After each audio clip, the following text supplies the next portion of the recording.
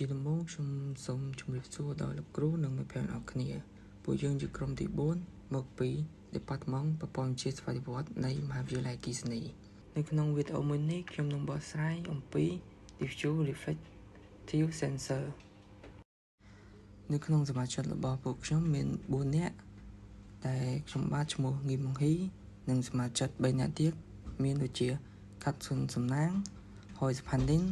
និងថលនីអាដាមមុននឹងឈានដល់ការបកស្រាយខ្ញុំបាទមាន4ចំណុចតែលើកមកបង្ហាញ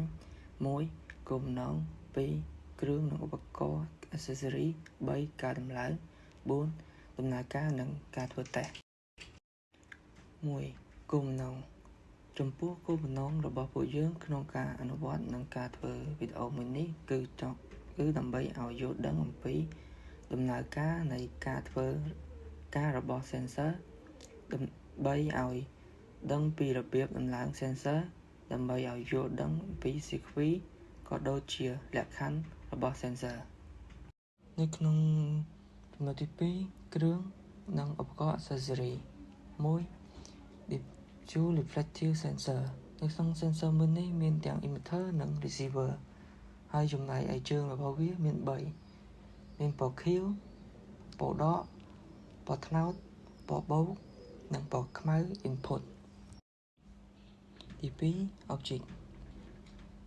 ទី3 board ទី4បង្គោលជំនួយទី5 accessory មានដូចជាទូលវីសនិងចុងក្រោយ input power មានដូចជា terminal relay និង output line 3ការដំឡើងក្នុងការដំឡើងរបស់ពួកយើងជាដំបូងយើងត្រូវ set up បង្គោលជាមួយនឹង Diffuse Reflective Sensor បន្ទាប់មកយើងទៅតភ្ជាប់ជើង sensor ដោយពណ៌ខៀវទៅពណ៌ដក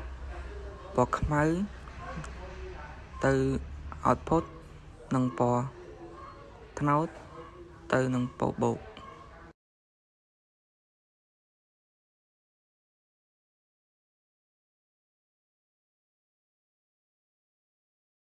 ចំណុចទី4ដំណើរការនិងការធ្វើតេស្តនៅក្នុងចំណុចទី4នេះយើងយក object 3យកមកធ្វើតេស្តបង្ហាញទី1ការពណ៌ខ្មៅទី2ការពណ៌សនិងទី3កញ្ចក់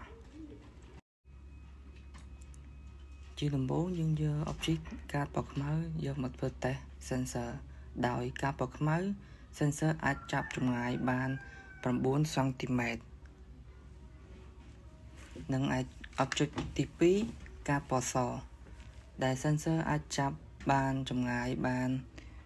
19សង់ទីម៉ែត្រ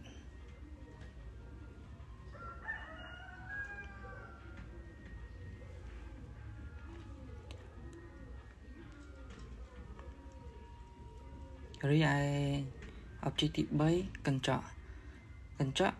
sensor អាចចាប់រហូតដល់23សង់ទីម៉ែត្រ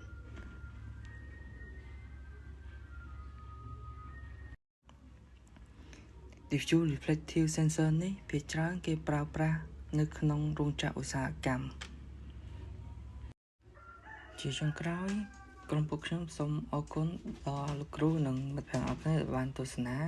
នៅវីដេអូមួយនេះ